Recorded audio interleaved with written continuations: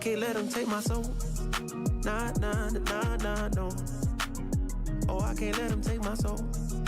Nah, nah, nah, nah, no.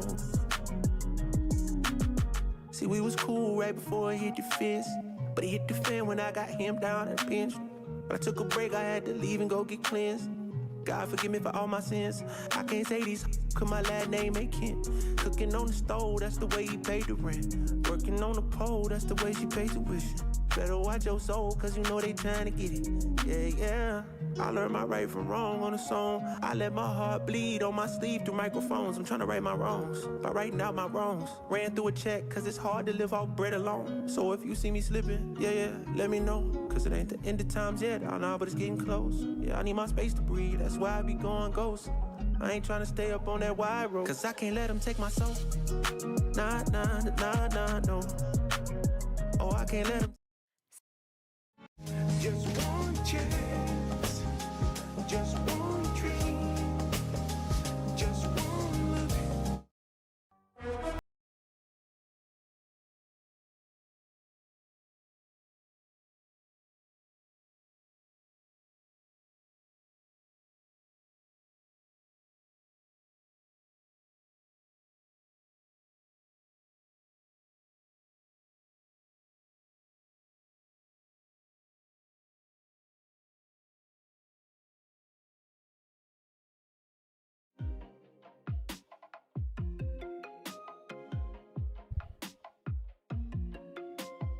Hello. There we go. That's the one I want. That's the one I want. What's going on? What's good? Hello. Salute to you guys in the chat room. What is poppin'? How you guys doing tonight? Let's bring it down a little bit. How you guys doing tonight? Thank you for pulling up. My stream settings are all discombobulated. It's in 30p. It's not in 60p. Whatever. There's nothing that can be done about that. As long as we're not skipping frames, we are good to go. As long as everything's going good. How you guys doing? We got Malika in the chat room. Where is my Twidget at? What's going on? 0 to Infinite. Let's bring it down right here. We got 0 to Infinite in the building.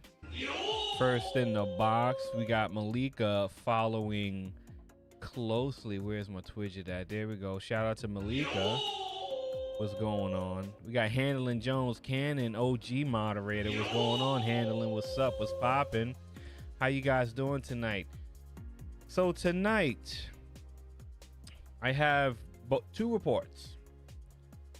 I'm only going to go over one tonight, and a following night, I'm going to go over the second report. So in this series, we have been going over. I gotta put it where I can find this thing.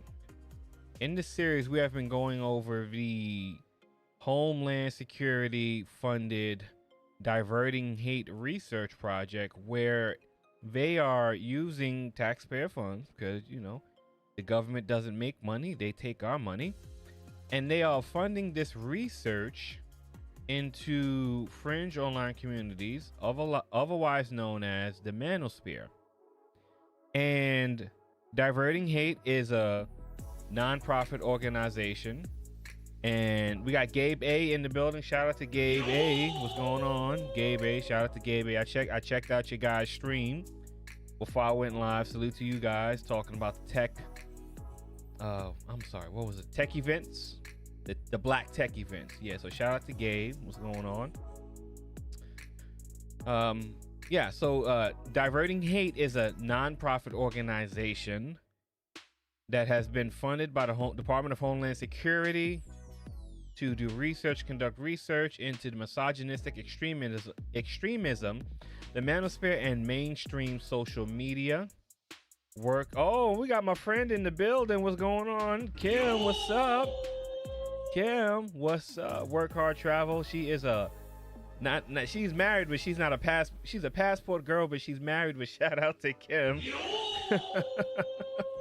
Mrs. Worldwide. Shout out to Kim. And we're gonna go over the PDF report in its entirety tonight. It's not a long report, so it's not going to take me too long to go through everything. It's about 38 pages, and it only followed 2 quarters, one in March, one in September. So let's go ahead and let's go to the first page. And I'm just going to bring this down in my ear. Mixer. We're going to bring the music down in my ear. Just going to bring it up just a little bit. So it's down in my ear. Okay. Oh, I know what I got to do. The headphone level. There we go. Just bring it down just a little bit. There we go. All right, perfect. Test. Okay, we're good. Okay. Just got to test the level just a little bit sometimes. Bring my voice up just a little bit. Bring the audio down in my ear just a little bit. Okay, test. Okay, we're good to go. Got Business Talk with Kay. What's good? What's up? Just forgive me, guys. I'm a little rusty, so I got to test my audio settings, make sure we straight. But we're not going to talk anymore. We're going to get into this report.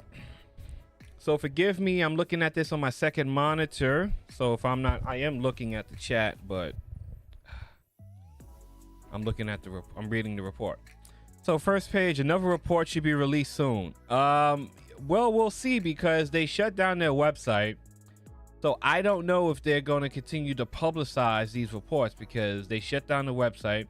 And whenever people shut things down, that means that you weren't supposed to see what they were doing. Obviously, because they're scared, because a lot of the Manosphere community, to their credit, is quite toxic, right? And that opens people up for trolling, okay? So anyway, if you like this content, please share this out to your social media platforms. This does not just concern the Manosphere, it also concerns how the government is using NGOs, nonprofit organizations, to conduct research and tracking and monitoring people in their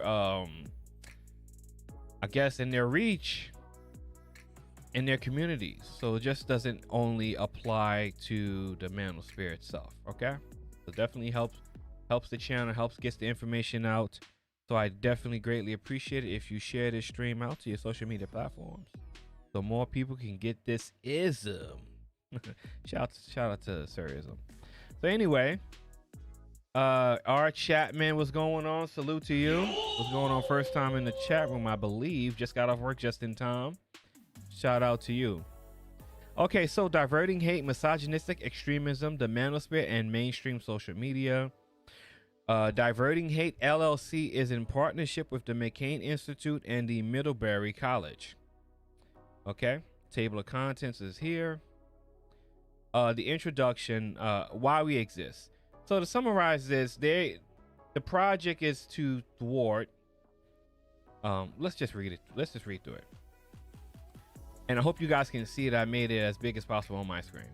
Why we exist. The dehumanization of women results in many forms of violence, from domestic violence to targeted attacks. The growing number of terrorist attacks directed at women by incels represents a significant national security challenge.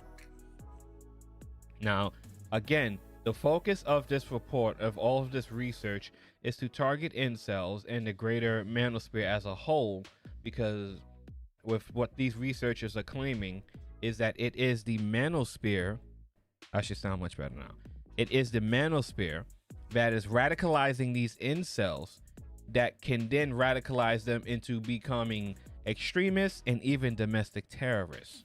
Okay, so this is why they're focusing on the Manosphere, and this is what their data is telling them.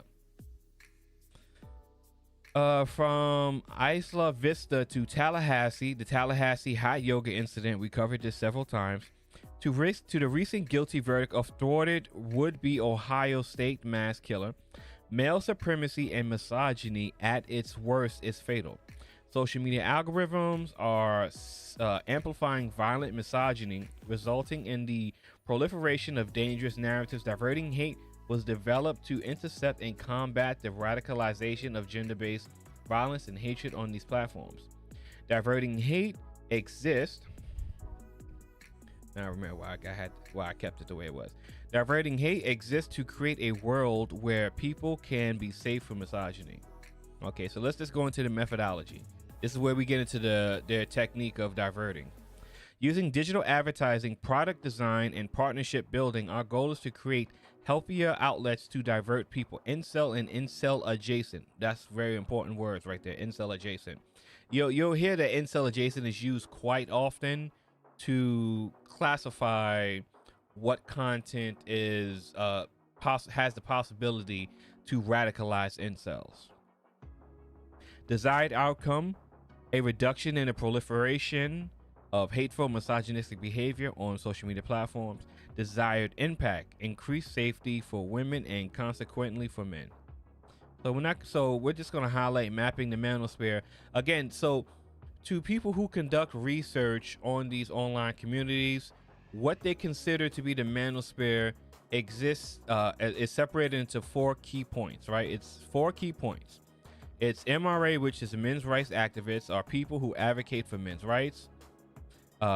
Men Going Their Own Way, which is popularly known as MGTOW, is a male separatist group that tries to create segregation between men and women, which is somewhat incorrect. Pickup artists, PUAs, are self-proclaimed coaches with followers or students who seek ways to successfully dating women. And then we have incels, involuntary celibates, are people who, despite wanting to believe they are incapable of having and or attracting romantic physical relationships. Okay?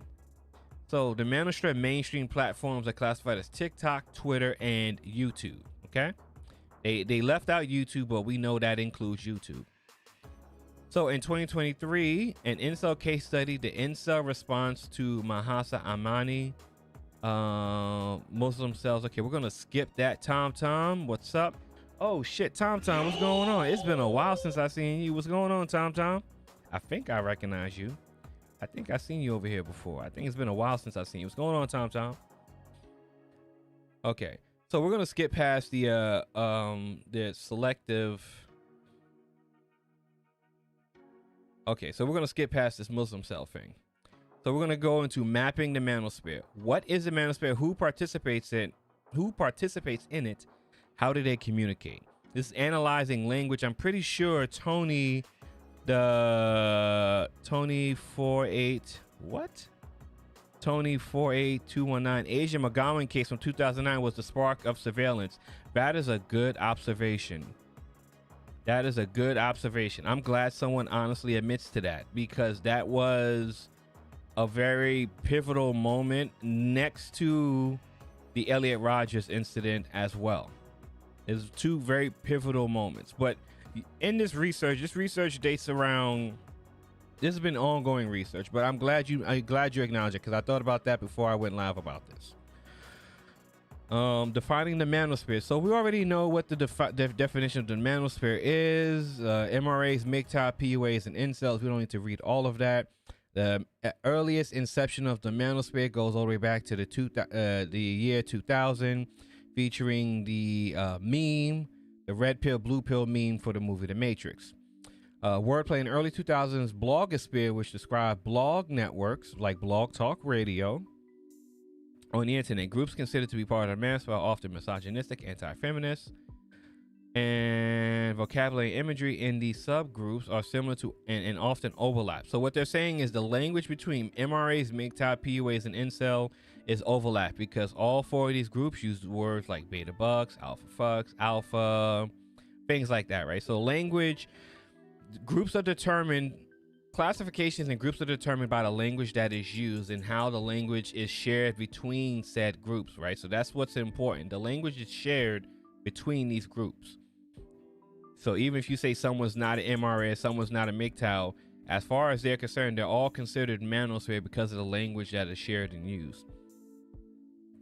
Men's rights activists, key group, National Coalition of Men, is the oldest men's rights organization in the United States and focuses on ways in which sex discrimination affects men. So the little blurb about the little blurb about men's rights activists are people that advocate for men's rights. Okay, so we don't need to go into any much description about that. Key term: invisible jobs. Invisible jobs are the jobs that primarily done by men and do not get enough status. It is those jobs that are low paid and that are considered to be the jobs that keep a society going. It is part of the discourse that men are contributing more than they benefit from society. We're not going to get into the semantics of the argument on the validity of what's being stated. I'm just sharing my thoughts and opinion of the report. But obviously, there's some more nuances to the argument besides invisible jobs. But this is how they interpret in this information when they're researching these groups and researching these people. Okay. Men going their own way. MGTOW is a male separatist group that aims to create segregation between men and women. The group believes that feminism corrupts society and that it is the root of all evil. That's excessive. MGTOW members are more prone to live away from societies. Yes, that is true. In isolation. Yes, that is true. Key individual: Think Before You Sleep is a MGTOW YouTuber with over 600,000 subscribers. I have never heard of him. His content consists of MGTOW rhetoric, black pill topics, lookism, and anti-feminism. We got Big P in the building. The OG of the OG. What's going on, Big P? Key term: going galt is popularized in economics and politics to express a mass exodus of skilled labor inspired by going galt. John Galt. Yeah, I remember. Yeah, John Galt. In the context of MGTOW, this phrase is used. Gotta fix this. This phrase is used in context of MGTOW. This phrase is used to describe one's decision to stop contributing or participating in society due to the apathy and anger. So pickup artists, dating coaches, PUAs, teachers of teaching people how to date, like Mystery, Neil Strauss, going a little bit further, ARC, Alan Roger Curry, Ross Jeffries, these guys. Key individual: notorious pickup artist Neil Strauss wrote the book The Game, Penetrating the Secret Society of Pickup Artists, written in 2005. Strauss' work is both an autobiography and guidebook to the pickup scene. The Game has become a Bible of sorts to the community. Negging is a technique. Key term: negging is a technique used by pickup artists. The technique in action is when a guy makes fun of a woman to get, to bring her social value of herself down, right? To bring it down a notch. We got Rainin in the building, the unofficial official producer. Shout out to Rainin. Involuntary celibates are incels. We can skip all of that. Let's see. We got anything that highlights any importance? Key individual: one of the most famous incels is Elliot Rogers. Committed a deadly attack in Isla Vista, California in 2014. He has since become a hero or saint for the incel community. Key term: going ER refers to going Elliot Roger and his attack within these communities. Going ER means carrying out an attack along the same lines of Elliot Roger. Aside from these groups, Diverting Hate also tracks categorical trends and terms, including but not limited to the following. So what I just read over, so let me just give a brief summary of what we just went over. This is they analyze the 4 key points, the 4 key groups of the Manosphere: MGTOWs, MRAs, incels, and pickup artists. They highlighted the prominent individuals of these aspects of the Manosphere, the key people that when you mention MGTOW, who do you think of? When you mention PUAs, who do you think of? When you mention incels, who do you think of? When you mention NRAs, who do you think of, right? So they're identifying the targeted individuals that are key figures in these groups. And then they analyze the key terms, right? Key language that is used to track and analyze and to be traced along all prominent social media platforms to track the activities of the group. So words that are used consistently among these aspects of the Manosphere. So we have negging for PUAs, we have going ER for incels, we have invisible jobs, which is something I haven't heard of, and think before you sleep, which I haven't really heard from MGTOW content creators. So this is showing you how language is pivotal in understanding and researching and tracking and tracing engagement from selected online communities across different platforms. This is how these people are researched and isolated. Okay, now we got the acronyms. We got black pill terms, far right adjacent terms like red pill, hate speech, groups and individuals like Elliot Rogers. Diverting hate tracks categorical trends and terms, including but not limited to acronyms. AFC, average frustrated chump, that's PUA talk. GF for girlfriend. Black pill terms like roping. Black pill itself is a term that's used in the manosphere. We got the red pill, that's a popular term in the manosphere. And pseudoscience like gynocracy or gyno-opic. Okay. So this is the important part, right? This is the hate violation scale. The hate violation scale is how they rank targeted words based on their effectiveness. I'm going to read through this because this is a tool that's actually used. This is a variation of the tool that is used on YouTube. Okay, just don't let this aspect of what we're going over go over your heads at all. This is a tool that's used on YouTube. Okay, YouTube, Twitter, Instagram. This is used. Within our database, the Diverting Hate Violation Scale aims to organize manosphere terms on a continuum of extremism and connection to violence. This subjective violation scale is integral to understanding and assessing terminologies in our database. The scale operates on a numerical value from 1 through 5, which seeks to effectively target audiences in the manosphere.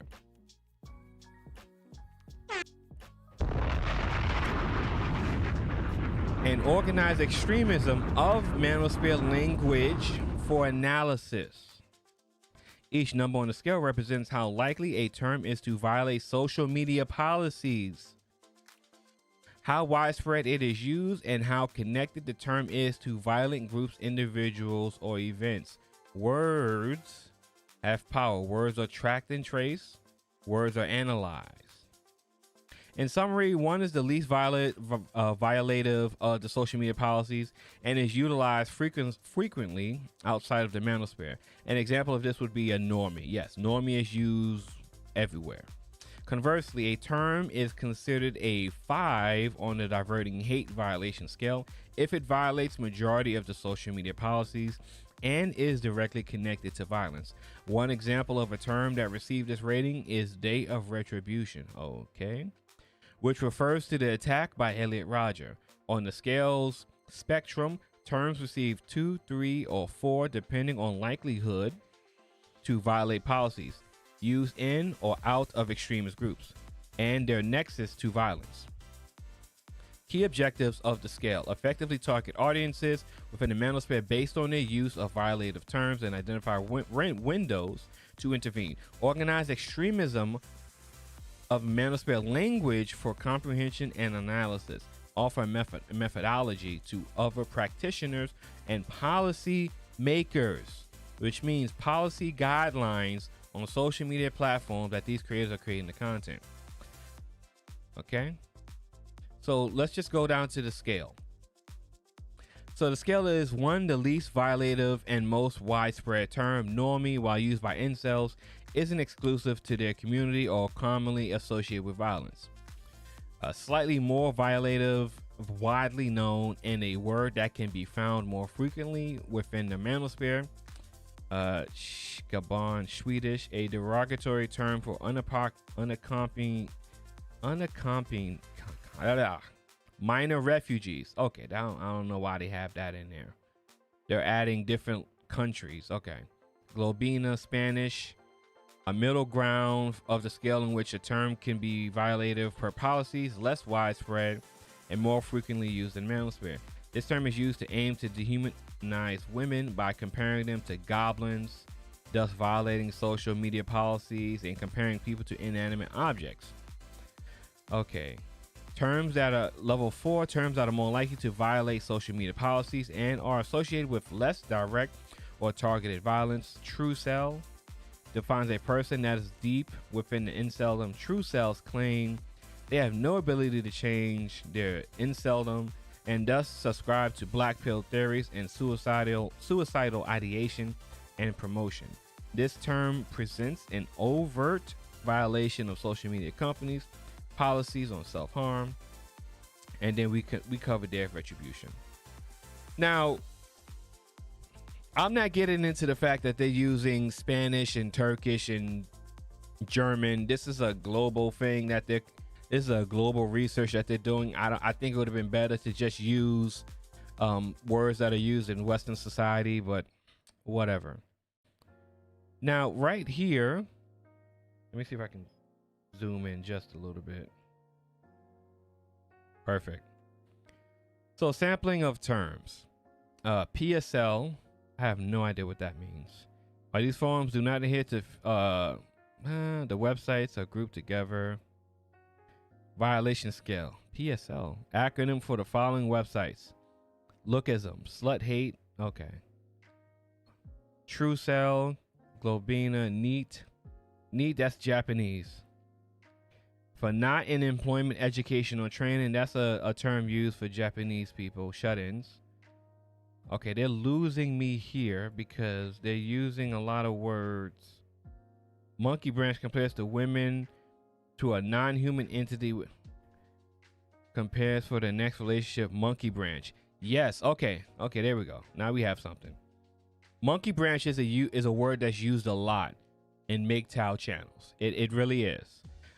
Definition: a term used to declare when a woman prepares for their next relationship before leaving her current one. The term is a metaphor for a monkey swinging from branch to branch, a branch being a relationship, particularly in the incel community.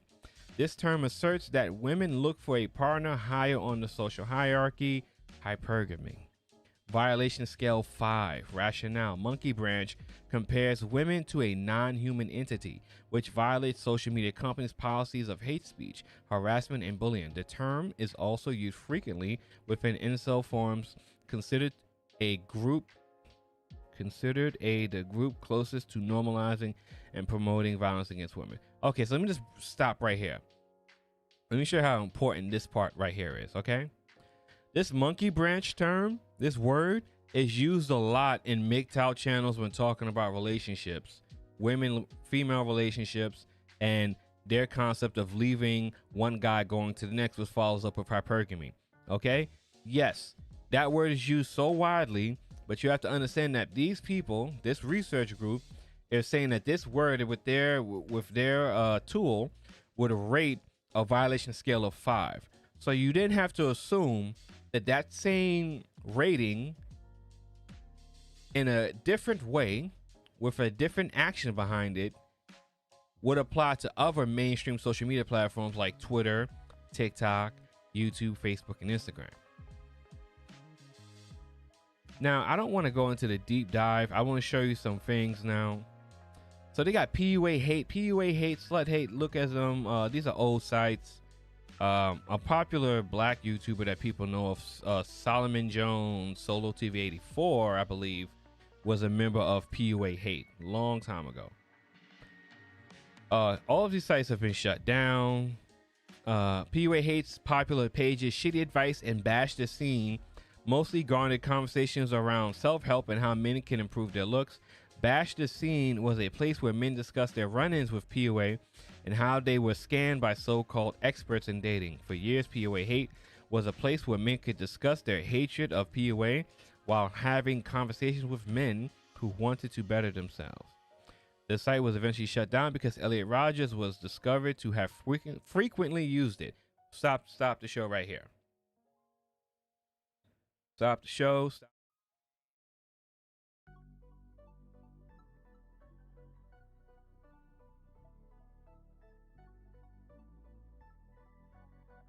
I muted the music. I muted my mic, not the music.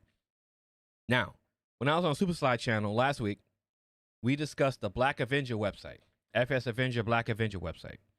And in that, I discussed how Frank James, the shooter on the MTA subways in 2022, frequently used and uploaded content to this FS Avenger website.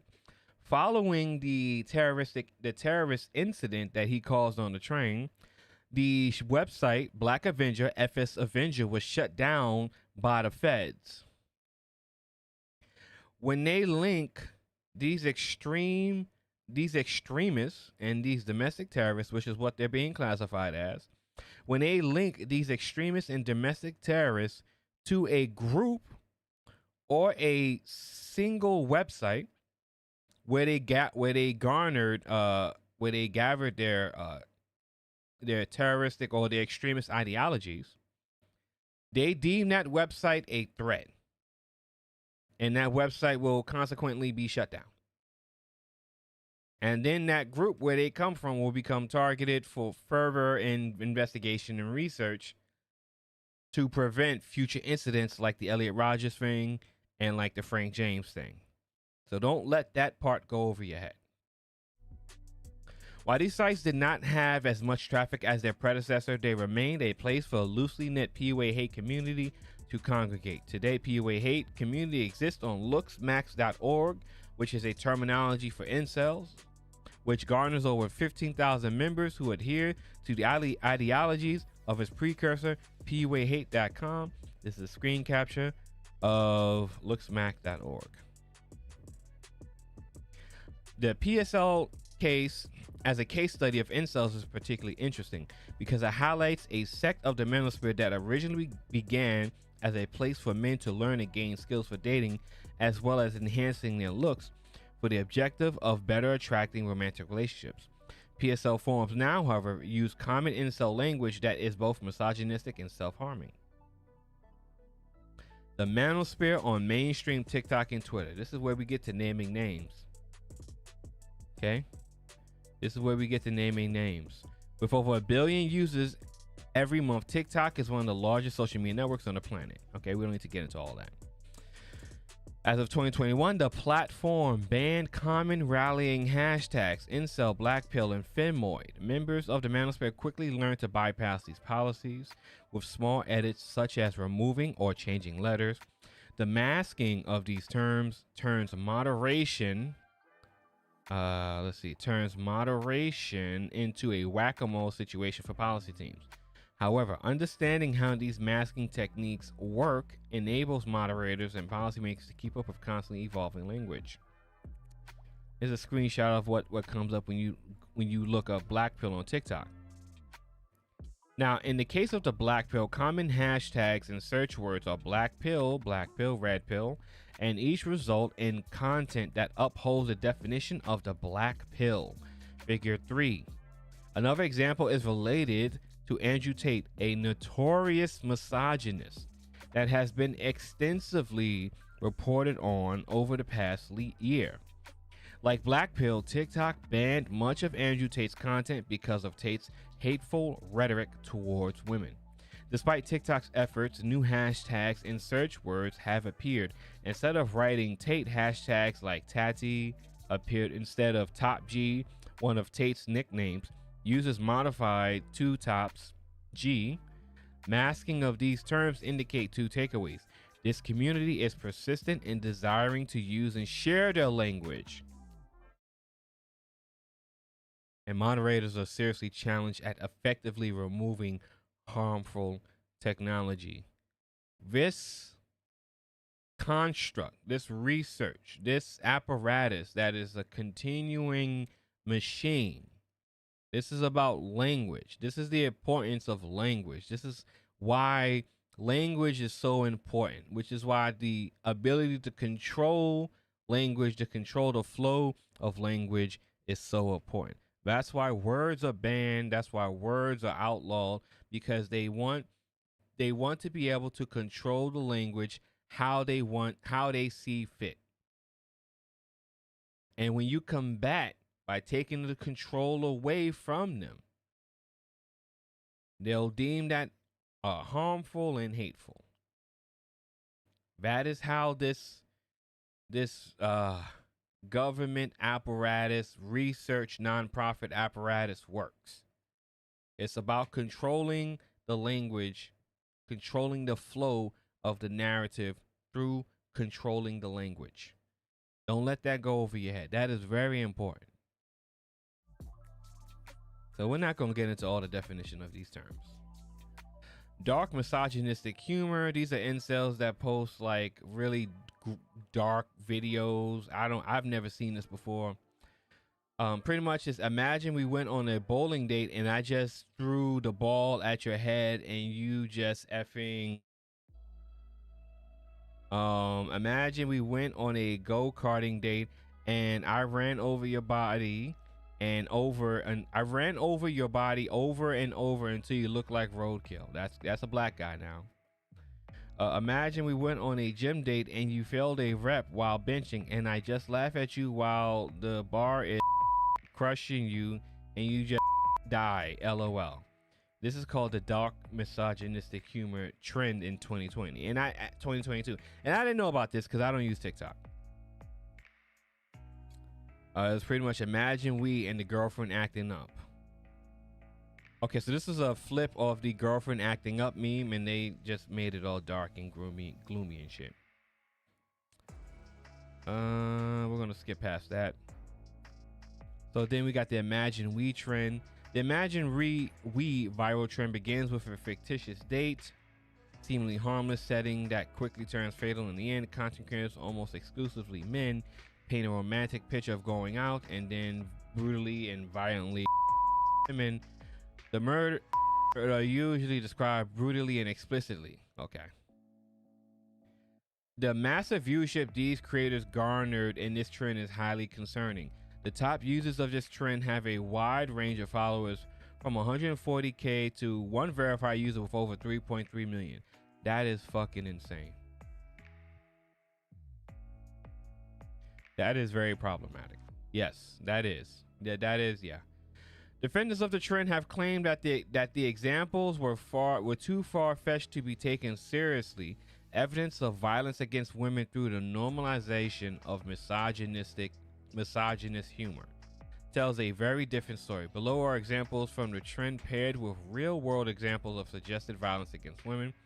News stories hyperlink under each screenshot. Imagine we go on an archery date, then I shoot you with the bow. I call me Cupid. Man kills woman with bow and arrow.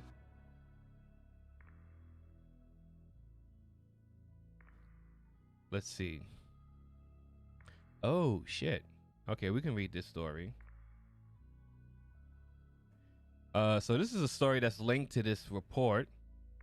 Minnesota man gets 34 years for killing girlfriend with bow. With bow and arrow. Dwayne Allen case might have saved the life of his girlfriend. Had he gotten immediate medical help for her after firing a broadhead tipped arrow into her abdomen at a remote campsite in, oh my God. So this guy shot his girlfriend in the stomach with a bow and arrow. Wow. This one is imagine I take you on a gym date and go across your head with a dumbbell and die. Man kills wife with barbell. Okay. Was a mom's death at a tragic gym? Oh my God. Oh my God. What the fuck? Yo, these niggas is crazy. So, was a mom's death a tragic gym accident, or did her celebrity lookalike husband take her life?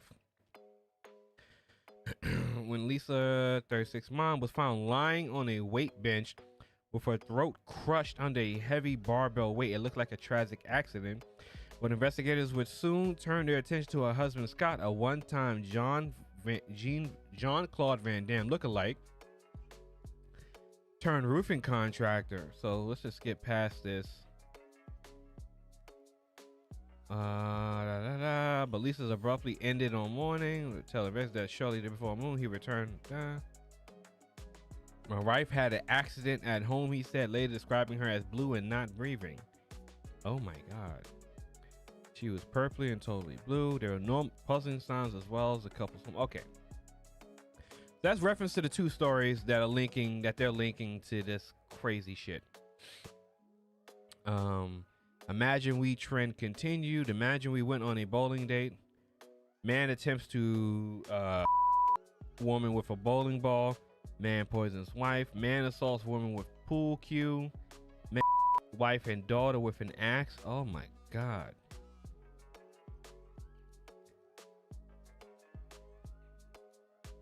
Okay. While many of the videos were taken out by TikTok, the real heroes of the virtuous TikTok users were claiming the sound bites to publish positive videos rejecting the misogyny of Imagine We. Those dudes could have just got a divorce and broken up with the ladies. I mean, do something other than this psycho shit, man. Okay, so here's the positivity. Literally posting any video to bury the vids of men describing ways they mutilate their girlfriends. This trend is just awful. I do not understand.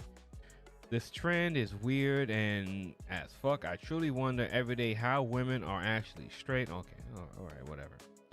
Imagine I take you on a date to my favorite waterfall, and after we're done playing in the water, I set you up a picnic and feed you fruits while we watch the water. Okay. Same thing with this girlfriend acting up trend. Now, I've seen these videos, right? So the video is the guy says, "Oh, your girlfriend's acting up," so you act like you you wrap her up in a sheet and you just toss it in the garbage.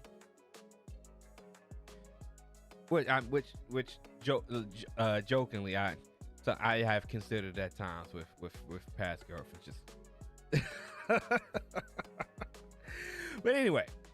The videos following this viral trend with women supposedly underneath a blanket on a bed or couch. The text in the video expresses how the male partner, content creator, is upset about how his partner has been acting up. The man in the video proceeds to wrap the woman up in the blanket and toss her out a window or balcony or down a flight of stairs. Creators with hundreds of thousands of followers and even one account that is verified with 45.5 million followers. My God.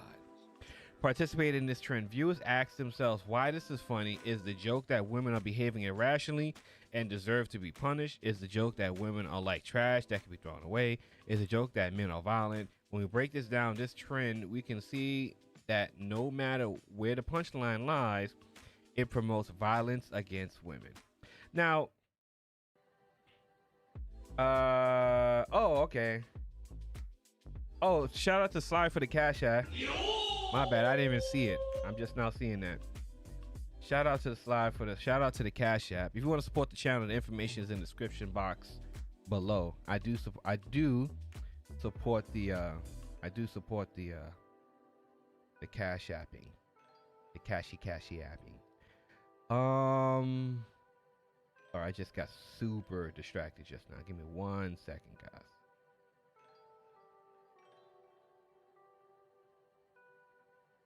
Okay, got super distracted, but we're back now. Shout out to the donations. You want to donate to the channel, you like the content, like the information, support the channel, Cash App in the description box below. I greatly appreciate it. Anything you donate to the channel eventually goes back into the channel.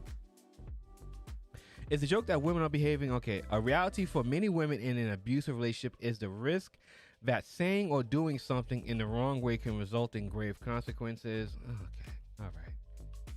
Okay, all right.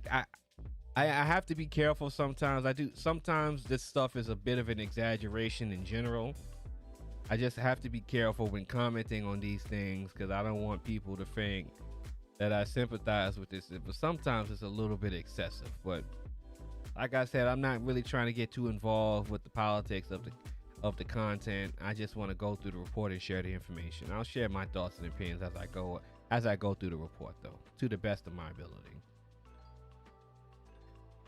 Okay, so yeah, you just see the guy, he packs the girls up and they throw him out the window. Oh my gosh. In conclusion, it's not funny. Hold on. It's not funny. Why are you laughing? It's not funny. Okay, we're gonna stop. I just had to do it one time. I'm sorry, I had to do that one time. I can't help myself. Allowing for this type of normalization of violence is incredibly dangerous and harmful to both the targets of the content, in this case women, as well as those engaging with the content, whether by creating similar content themselves or consuming it.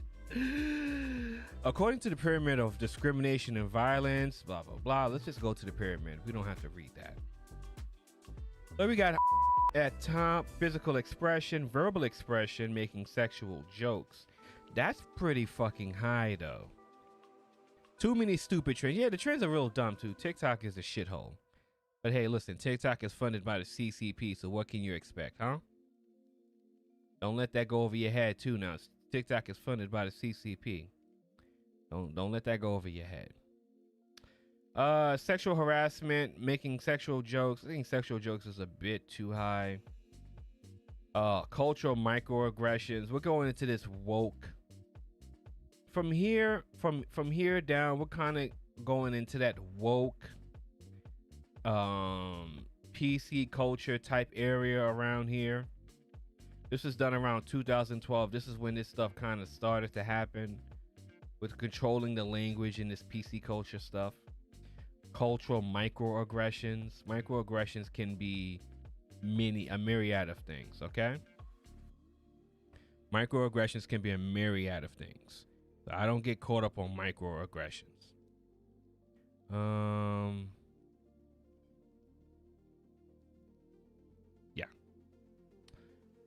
Attitudes and beliefs, racism, sexism, homophobia, transphobia. Okay, again. This is that PC culture area right here. Okay, why sexist humor is dangerous. We're going to skip that. Let's see if we get something interesting. Now, they get into Twitter. Now, I've covered Twitter. I don't want to... We're just going to breeze through this part. We've covered Twitter already. Twitter's hate speech policy and misogynistic extremism.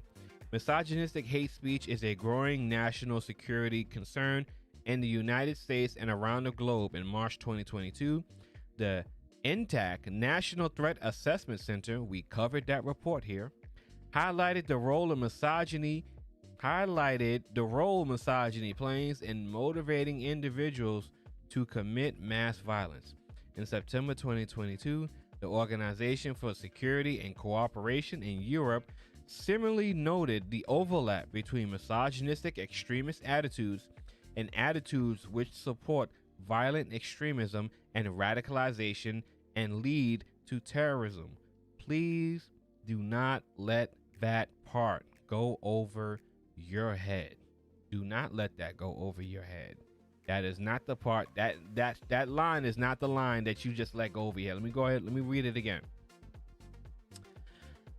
Europe similarly noted the overlap between misogynistic extremist attitudes and attitudes which support violent extremism and radicalization and lead to terrorism. While the growing attention is promising, there is greater need to monitor, research, and counter misogynistic extremism. These people are not playing with y'all. The government, these government agencies, these global government agencies are not playing with the manosphere. This is as of 2022. Guys, let me just pull back for a second. Guys, let me just clear something up for you. The manosphere has existed as the earliest recorded time of the manosphere has been the year 2000. We are in the year 2023. And just recently, as of 2022, which is last year, the National Threat Assessment Center has categorized misogyny, the misogynistic hate that is rampant in the manosphere, as a threat to domestic security.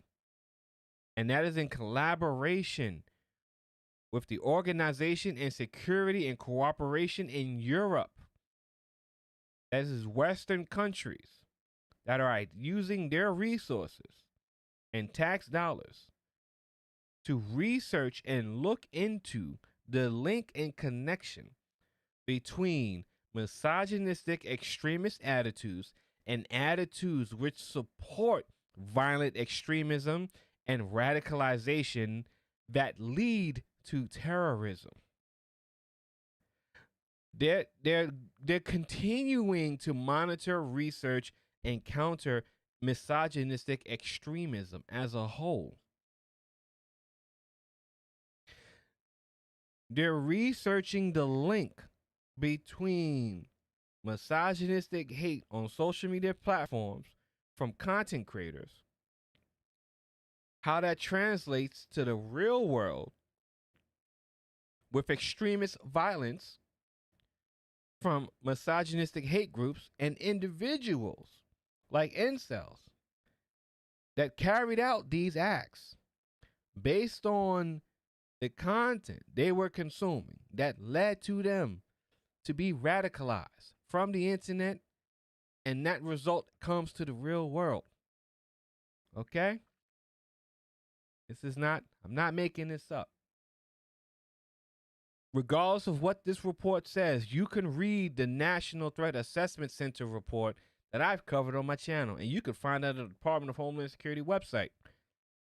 One from the Department of Homeland Security, one from the Secret Service itself. No one's making this up. This isn't hyperbole, okay? This is actual research that's going into the Manosphere and the 4 key points of the Manosphere, which is MGTOW, MRA, PUA, and incels. These people are not playing with the Manosphere. Anyway, anti-feminist and male supremacy radicalization pathways are complex and nuanced. Online on-ramps are uniquely amplified by explosive narratives that are perpetuated by engagement algorithms. This process allows for an individual to go down a rabbit hole that leads to echo chambers of misogynistic hate. Twitter and free speech before Elon Musk. We're not going into the whole free speech with Elon Musk because that's a whole farce. But we're going to read what they're... So right now we're going to read what their interpretation is of free speech and how that is expressed on Twitter. After months of negotiations and lawsuits, Elon Musk bought Twitter for $44 billion on October 27, 2022. Prior to his acquisition of the social media platform, Musk noted he wished to make changes to content moderation by advocating for free speech on Twitter. Beginning October 27th, Musk instructed managers to carry out a mass layoff of roughly 50% of employees company-wide. Content moderators remaining at the company had their access to moderation tools severely restricted. Currently, they are unable to discipline accounts that violate the hateful conduct and misinformation policy unless harm was included in the violation. Twitter stated it halted access to moderation tools in order to reduce insider risk. During the transition, however, it is unclear whether this access has been restored to content moderators, which is crucial to ensuring hate and misinformation does not spread on the platform. Bullshit. All of that is bullshit. I don't want to get sidetracked. All of this, what they just established as a problem, was released in the Twitter files. I covered the Twitter files on my channel with all the drops. It's not about misinformation. It's about censorship. It's not about hateful language. It's about censorship in this part right here. Okay? But this is how they're interpreting it. This is what means. This is going back to controlling the language. When they deem the language unsafe, they wish to control it. When they don't have the ability to control it, they will say that this language is hateful and misinformation because we can't control it. We can't control it and it doesn't fit our narrative. So the language is bad. And it's a bad thing that he can't control this language. Through Internet Archives, Diverting Hate has been able to identify when changes were made to Twitter's community guidelines. We're not going to get into the community guidelines. We already covered that. Misogynistic language is bountiful on Twitter. Now, I want to see some data for this. I would like to see some data on this. Okay. Ooh, shit. All right, we get into the meat and potatoes here. Okay. I stopped the music. So what I want you guys to see now, these are the words that are used across the manosphere in excess. Everyone uses these words, right? And we're gonna go over these words, and you're gonna see how they classify this language. Okay.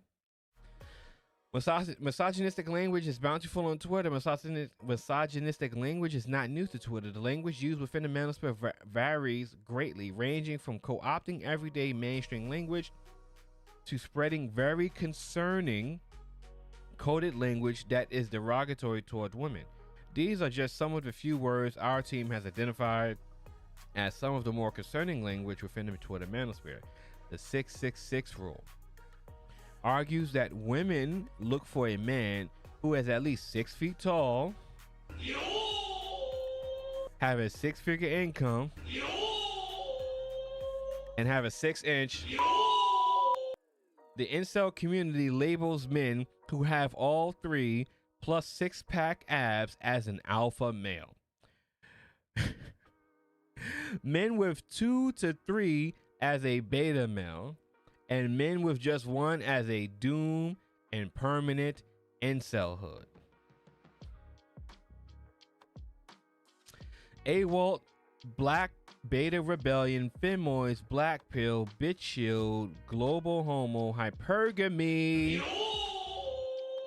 Gynocentric, and my favorite, my personal favorite, The Wall. No, that's not the echo. The wall. No, that's not. The wall. Where's my echo at? No, that's not it. We're just gonna come back here. We're gonna turn the echo up just a little bit. This is my favorite. The Wall. Anyway, The Wall, a metaphorical wall. Oh, we're gonna do this in Echo Box. The Wall.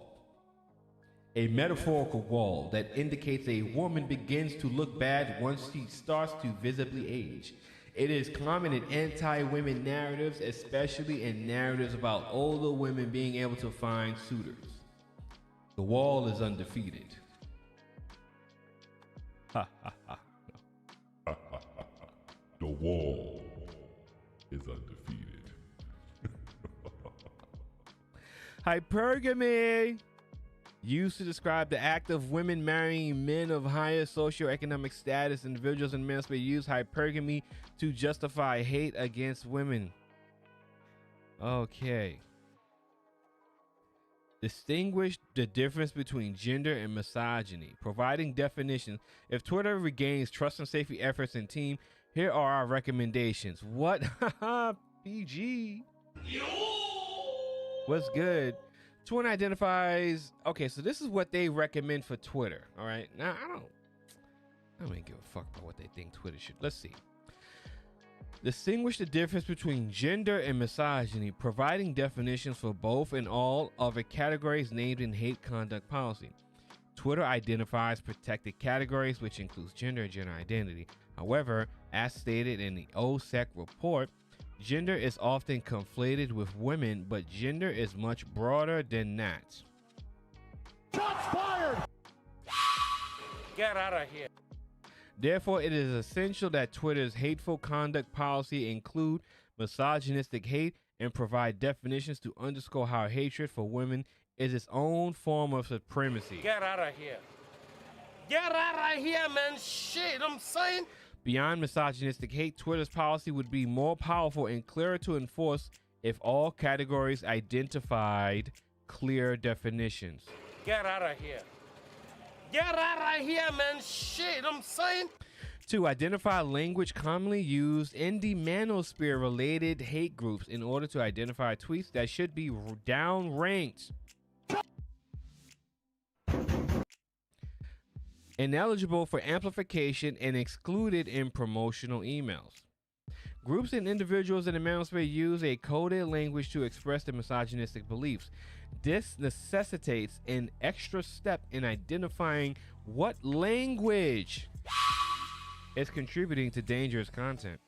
Twitter is only able to limit the visibility of tweets and accounts they identify as violating their hateful conduct policy. And with the Manosphere, that is only possible if Twitter recognizes coded language. Maintain a content moderation team. With access to all moderation tools to ensure misogynistic hate does not spread on the platform, Elon Musk announced that the creation of a content moderation council that will make decisions on the platform's moderation and will be filled with widely diverse viewpoints. The council, which was announced by Musk on October 20th, 2022, is still in the early stages, blah, blah, blah, blah. Thus, in the meantime, it is vital that the frontline content moderation staff are restored access to the tools necessary to determine violations of the hateful conduct policy and be able to examine user history in order to make decisions on whether or not they are allowed space on the platform. Get out of here. Get out of here, man. Shit, I'm saying. In conclusion, misogynistic extremism was not hard to find before Musk, but with his relaxed approach to hate speech, it is likely to flourish in the new ownership. Defining misogynistic hate is the hateful conduct policy, and identifying the language used within misogynistic extremist circles are necessary to ensure this dangerous content is not being amplified on the platform. You have to pay attention to the way these people speak. It is imperative that you pay attention to how they speak. You have to listen and pay attention to how they speak.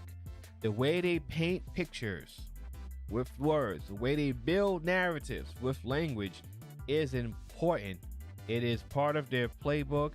It is their modus operandi. It is how they operate. They've been operating like this for the past 5 years, and they will continue to do so. Elon Musk is a bad guy because he doesn't stop these people from saying things that we don't like. So since Elon Musk is a bad guy, he has to get on his shit to stop these people from doing the bad things, because Elon Musk is a bad guy. You have to pay attention to how these people speak. Let me see if I can bring this down a little bit.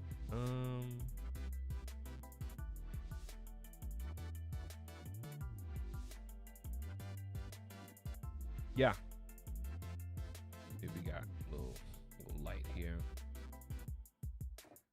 Okay, that's good enough. Okay, just a little light. A little light. Okay.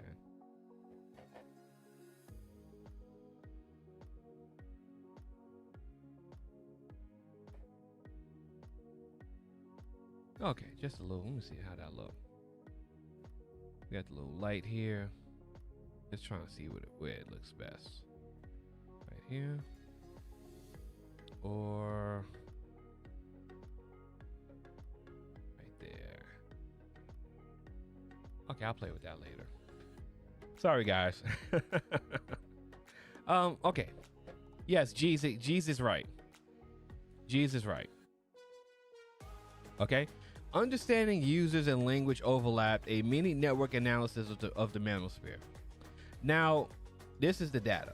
So what we're going to show you here is how they create a map on the network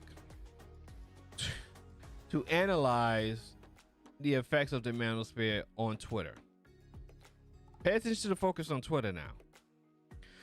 To better understand how users on Twitter engage with popular Manosphere terms, we identify a subset of users, which means track and trace, against 5 key terms which track and trace the words that are being used in December 2022.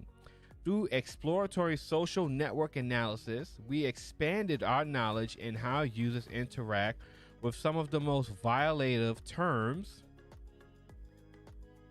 in each other. We identified 5 terms we view as highly violative. This ranks on a 4 or 5 scale of diverting hate violation scale, and are commonly used within the Manosphere. These terms included red pill. Now pay attention. Pay attention now. This is the meat and potatoes. This is the meat and potatoes right here. Red pill, a pill term widely used in the incel movement that indicates that an individual has accepted their harsh reality and will never be able to become free of the involuntary celibacy.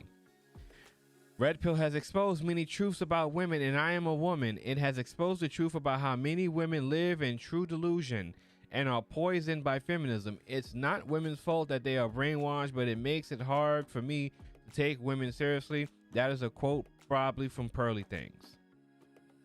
Hypergamy describes the act of a woman who may marry men of higher socioeconomic status based on the manosphere, used in the manosphere to justify hate towards women.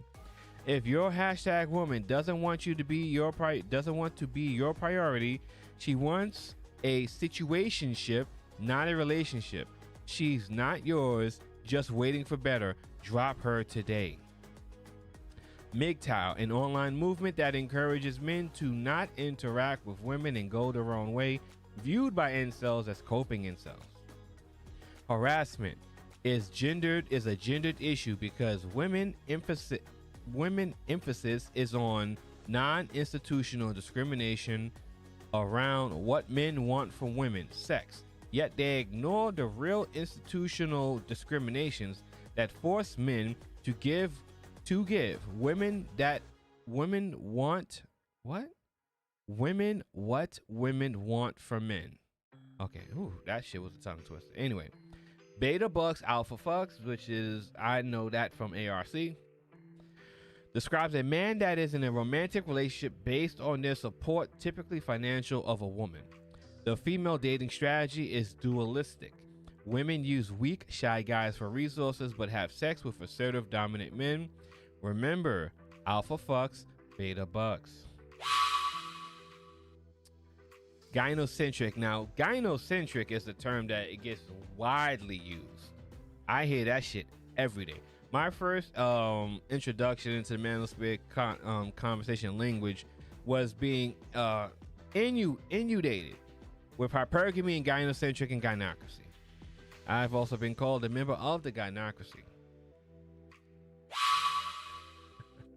Come on, man. What are we talking about? Come on. Gynocentric, a term created to define a dominant or exclusive focus on women. However, incels use this term to declare that chivalry is applied on a societal scale and that men put women before anything else in politics and society, often at the expense of other groups. When women want equality, they mean they want to be equal to the top 20% of men. What they don't want equality for is the bottom 80% of men. Woo. Spicy. Let me kill the music for a second. I should have just skipped this. I never heard of gynocentric. Yeah, gynocentric is a concept of the gynocracy and its ideology that, let's just go over it again. A term created to define a dominant or exclusive focus on women, the gynocracy. Now, with the understanding of the word is used kind of wrong, right? So guys will say this is the gynocracy is coming for him, right? Which, when in actuality, the word means to declare that pretty much women are putting women before anything else in politics, right? So in actuality, the gynocracy isn't really I don't want to get into all that. But we identified 2,369 Twitter users using and interacting with these terms during the first week of December 2022. Ties colored by language. Guys, they got a network chart. They got all the sperm cells. Ties colored by language used in interaction. MGTOW is dark blue with 28.35%. Red pill is bright red with 24.66%. Hypergamy is teal with 24.66%. Gynocentric is pink with 21.79%. Beta bucks is green with less than 1%. Node size by degree of centrality.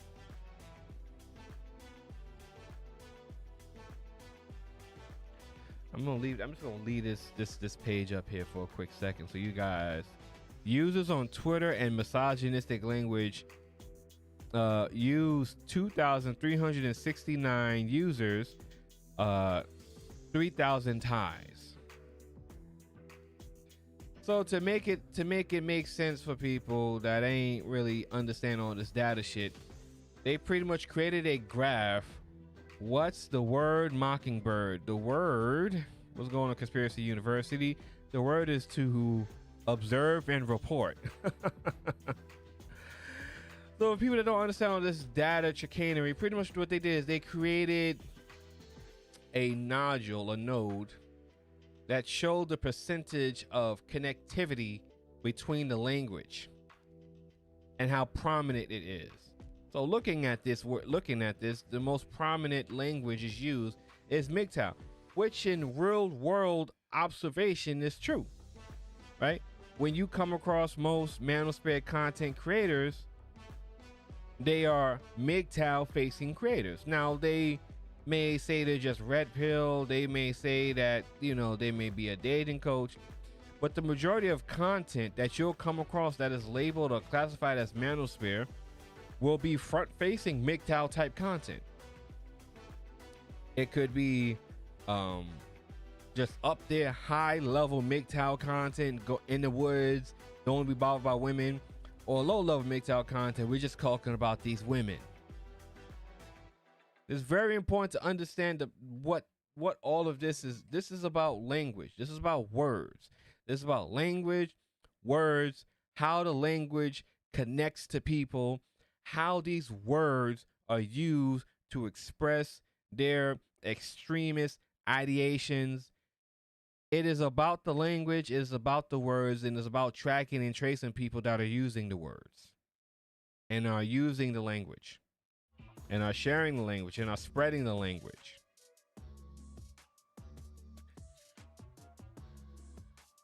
Looking at the largest components in the network, those 2,000 users broke down into 378 components, seen as clusters on the network map. We analyzed the largest and second largest components, network map 2 and 3, seen clustered more in the center of network map 1. These components are compared. This is high level research shit right here. This is high level shit right here. This isn't like, oh, we're going to take a graph and this is high level research and data analytics right here that you're seeing. This isn't low level shit right here. These components are composed of 489 users and 210 users respectively.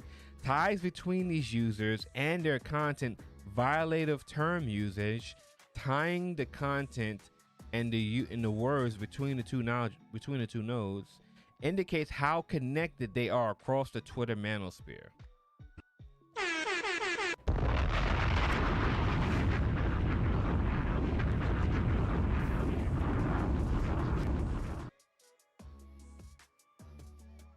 As seen in these ties connect nodes sized by degree centrality. As seen in network map 2, the same users. Now pay attention. They're not taking it serious. This is government research. Okay? This is not college, high school, oh my prime. This is government research that we're looking at right here. This is what government research fucking looks like. Man, wait, like I wish I had the clip of the Hulk in the Hulkbuster suit. Man, you guys are screwed. Man, you guys are fucked. And they just started this shit in 2022. Man, some of these guys are fucked. Woo, boy, man. You niggas in trouble. Anyway, as seen in network map 2, the same users that use or interact with the term red pill are also interacting with hypergamy and gynocentric terms. In network map 3, we can see that there are multiple interactions between users using hypergamy and gynocentric terms and MGTOW. After comparing the two largest components, we conclude that it is possible that members within the Red Pill community and the MGTOW community use both hypergamy and gynocentric terms, but don't appear to interact as often with each other. Furthermore, by looking at users that use multiple violative terms, we can identify other hubs in the manosphere and further progress our network analysis. You niggas, y'all are in trouble. Y'all are in trouble because when that means identify other hubs, that means the smaller and lesser aspects of the manosphere, which includes the aspects of the black manosphere, what is considered the black manosphere, that bleeds into the greater manosphere. Y'all are in trouble.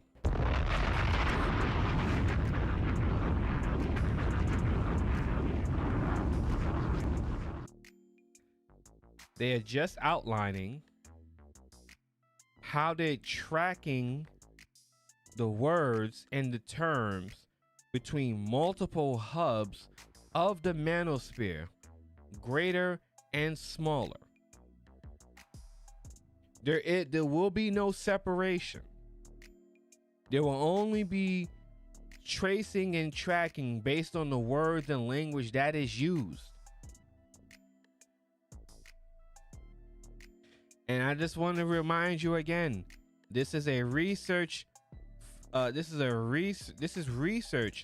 is funded by the Department of Homeland Security, FEMA. This is government funded research with tax dollars. This is not a bunch of creators on the college campuses making a report to get it as their final report or whatever for their bachelorette. This is government funded research.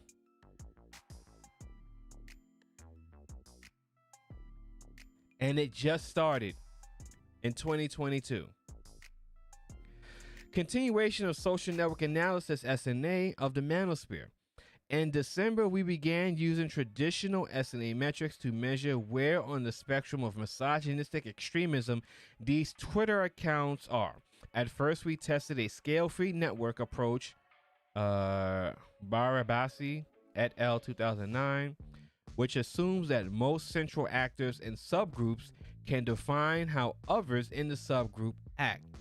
In a digital context, this would mean users tweet similar content as the most central users do. However, not all networks are appropriate for applying a scale-free network approach, and it appears our network fits into this category. Moving forward, our approach will be to complete content analysis of subgroups, approaching the Manosphere network at a subgroup level, which means the lesser known aspects of the Manosphere, the lesser known groups of the Manosphere.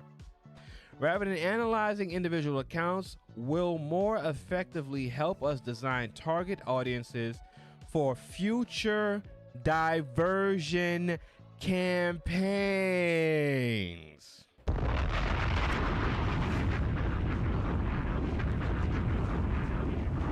Nature, City, Landscapes, and Tech. I've seen your channel before. Salute to you. I believe I've seen your channel before somewhere. Salute to you. Yeah, get out of Dodge. This is my first time reading the report. I grazed through the report to have a concept of what I was about to read, but I didn't. I'm going with this, you guys. I'm going through with this the first time with you guys. So these are genuine reactions to this information for the most part. This is crazy. Network components can be broken down further as seen in Network Map 4, which is the same component as Network Map 2 but colored by subgroups. Subgroups have been calculated using the Lovian algorithm, Rita 2020, which uses a two-step process, modularity, optimization, and community aggregation to identify subgroups. It's all about the control of the people, war on the citizens. Yeah, I mean, I just think there are aspects that are important based on, like, incels being, radicalized. But I mean, this is, I just think this is excessive. This is a waste of all of our tax-paying money, honestly. To an extent, this is a waste of fucking tax dollars. This is showing you the subgroups and how they're linked and tied together. So let's say, for instance, this blue part right here is MGTOW. This is gynocentric. This is the group. Okay, let me break this shit down. Let me break this down. Let me give you guys an example. We're gonna break it down for you guys. So we can make it make sense for you guys, okay? Let me break this down. Say this is over here. Say you're on YouTube. You watch a lot of MGTOW content. MGTOW content creators talk about the gynocracy, gynocentric terms, policy and politics, focusing solely on women. These MGTOW content creators also talk about hypergamy. That's represented by the green. Now, you cross over to other aspects of the manosphere. You have content creators mainly would be like PUAs, right? I would classify this area as PUA area. This is what PUAs talk about hypergamy, right? So here in hypergamy land, they focus on women dating up, right? Content creators making content, telling stories about how women dating up, right? And then you got the little strands here. Now I actually have to reference their chart. To understand the colors. Hypergamy, okay. MGTOW, beta bucks, okay. Okay. And here, let's say this is like TikTok create. This is like YouTube in general, right? You have a mix of MGTOW, hypergamy, gynocentric. You got some more gynocentric here. And this is showing you how these different aspects, right? Say you just watch this type of content and one day the algorithm shows you this kind of content here. And that branches you on to this kind of content here. And from here, you get into this kind of content here. And from there, you get into this kind of content here. It's showing you how it's all interconnected in some way at some level. And here you have red pill, right? Now, if you notice, red pill is off by itself, right? Because red pill content creators, they're solely focused on the red pill, right? But one day, they might branch off and they might find some content talking about, let me see. They might find some content talking about beta bucks, right? So they're talking about beta bucks, and oh, look at this beta buck content. Oh, we're into hypergamy, the gynocracy, the women are against men. This is fucking crazy. This is crazy. Measuring changes in subgroup behavior. We also track changes in subgroup behavior by applying a ratio based on the EI index, a social network analysis metric. Unlike the traditional application of the EI index, we will be tracking a ratio of violative terms to overall terms from the content analysis. In our case, external content is not manosphere related, and internal content contains key terms related to the manosphere. The results produce a number of -1 and +1 on the positive. +1 would mean a user is exclusively interacting or tweeting non-manosphere related content. The inverse, a -1, means the user is only interacting with the manosphere related content, which means the minus person is a person who's not branching outside of the manosphere, and the +1 person is a person that is branching outside of the manosphere. The +1 is the person that they will mainly target for diversion campaigns. The -1 is the person that will be reluctant to even entertain the diversion campaigns. They don't want know about and pay attention to the money, and they don't you to tap into your power, period. Yeah, facts. Our goal is to shift a person. I said it right. I already said it. Our goal is to shift a person and a subgroup closer to the +1 on this scale, amplifying more virtuous pathways and hindering the engagement of misogynistic narrative. The diverting. -1, 100% of like content is misogynistic. -0.3, slightly more misogynistic content than not. 0, 50-50 split in liked content. 0.5, 25% of the liked content is misogynistic.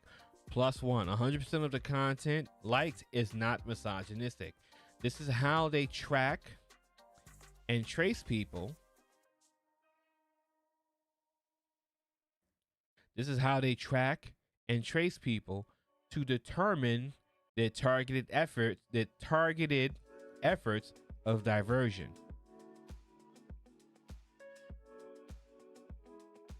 An incel case study, the incel response to Mahsa Amini. I think this is it, yeah.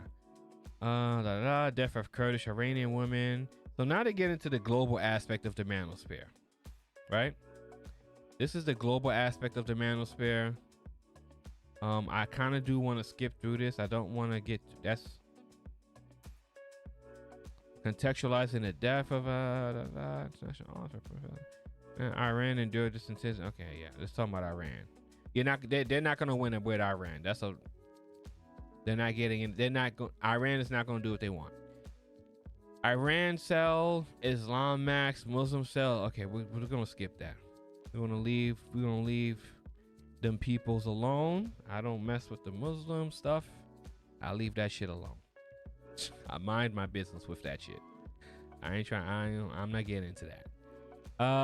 Comparing incel responses to feminism. Popular incel forums provide space for incels to respond to international events like Amini's death. While these responses are not necessarily the opinions of all incels, they nevertheless represent a small group of users. As of November 12, 2022, one popular incel forum maintains a community of over 18,000 members and over 9 million posts. On September 28, 2022, one user created a poll titled, "How do you think the Iranian government should handle femoid protesters?" Screenshot on next page. Replies in the thread show a general consensus of agreement towards harming women involved in protests, Iranian protests for feminists. A few users also called for violence against male protesters. One user put the men that participated in riots in prison for 10 years or executed. It's treason. Another user, okay. I want to stick to the data. The same incel form. Your thoughts before they throw away the key by using mercenaries. Yep. By looking at abortion, we are able to contrast between incel responses to non-Western feminist movements and Western ones. One of the first posts that surfaces when searching abortion on this incel forum is titled, "The right to abortion must lead to mandatory abortions." The creator of the original post argues that leaving the choice to women as to when to have an abortion, particularly when the fetus may be dead upon birth, means that while some women will have the abortion, others will not. Doesn't it mean that there would be people who, believing they're sick, doing the right thing will cause pain to others by exercising their freedom? The user proposes mandatory abortions when the fetus is damaged, regardless of the mother's choice. In the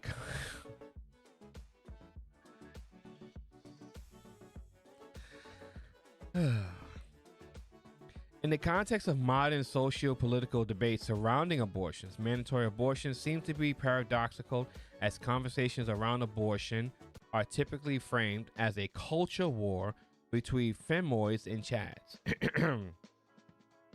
who are seen as the epitome of manliness, white, physically attractive, and well endowed financially.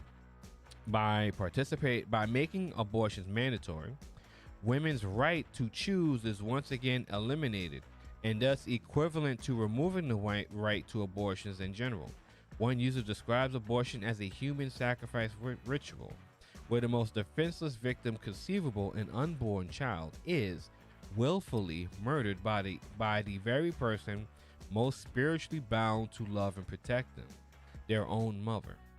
Not only does this reassert patriarchal system. Come on, man.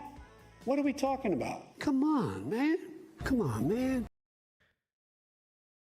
Oh my God, I gotta take a sip, y'all. I'm sorry.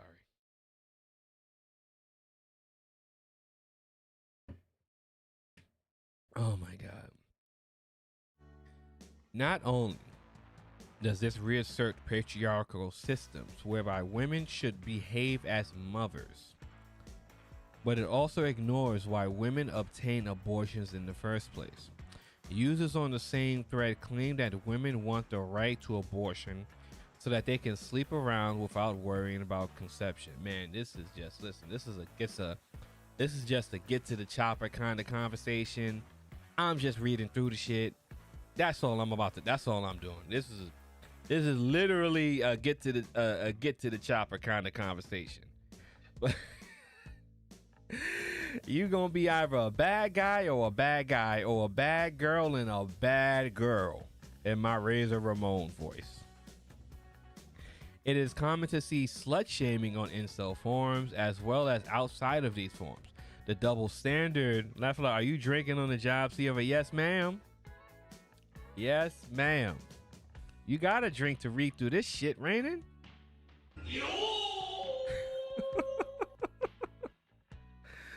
Oh my God. The double standard that exists for men and women with regard to how many people have slept with harms perceptions of women.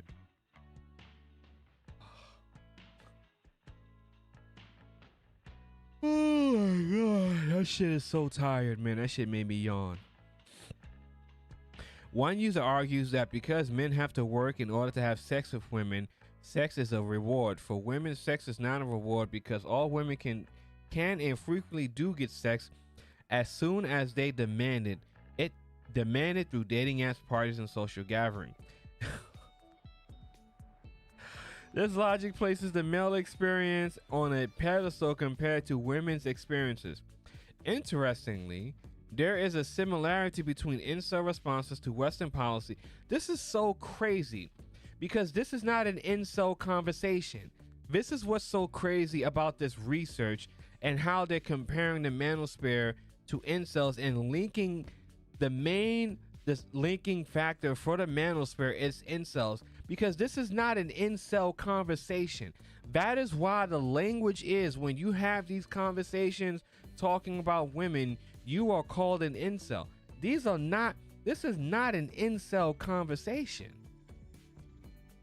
This is a legit conversation. This is a very legit conversation that people have, not even within the realms of the manosphere. We're talking about outside of the manosphere.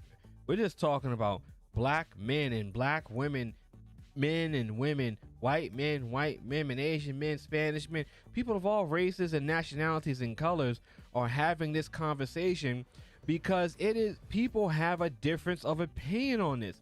But if you pay attention, and again, I'm going to reemphasize this as many times as I possibly can until I lose my voice.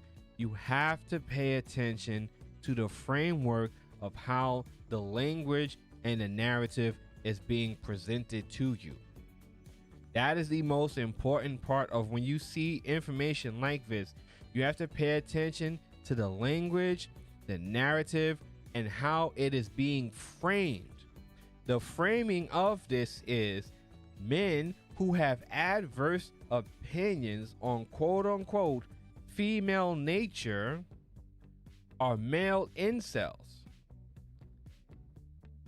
To summarize what we're reading here, through their research, they are determining that men who have opinions on what is considered quote unquote female nature are incels. Incels are domestic extremists. Incels who are extremists, incels are extremists. Incels who are extremists had the potential to become domestic terrorists. The domestic terrorists that are conducting these acts all around the world are linked to the manosphere. Based on these conversations that are being had, y'all in trouble.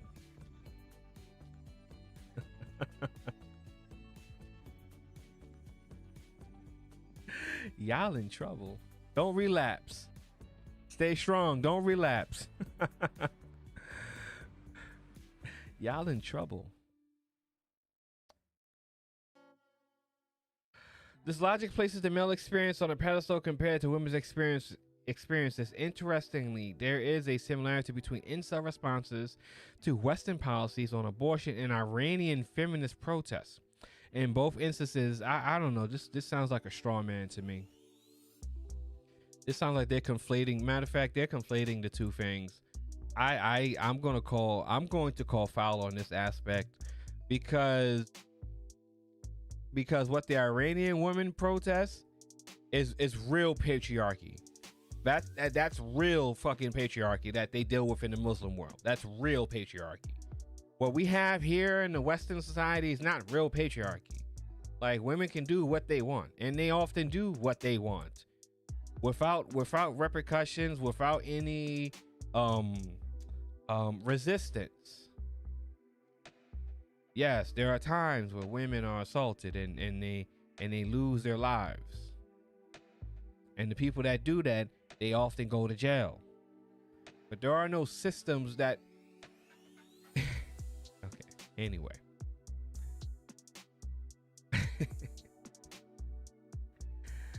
I'm doing my best, but it's like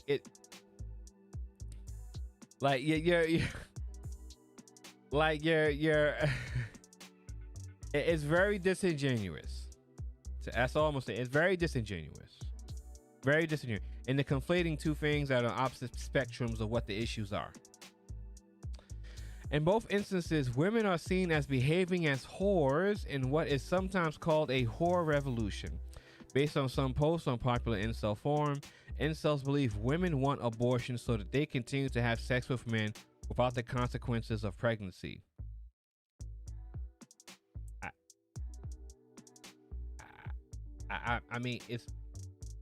I mean, when they ask the women on the street, isn't that what they say? I'm confused. This is what happened when one echo chamber critiques another echo chamber. Okay, I'm lost. I'm lost with this one.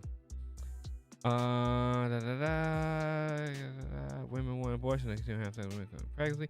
Similarly, I have a hard time pronouncing some words. Forgive me. Those protesting against Iran's morality police and their perception of hijabs are perceived as wanting increased female promiscuity throughout Middle East. In short, regardless of cultural and/or factual nuance, incels find a way to blame women. Liberals in heat. That's exactly what that shit is. In conclusion, conversely, in response, Western abortion issues, incels primarily place the blame on women in both Iran and the West. Women are seen as acting in whore revolution. Okay. Current events do shape incel forms and influence how incel ideology morphs to adapt to new situations.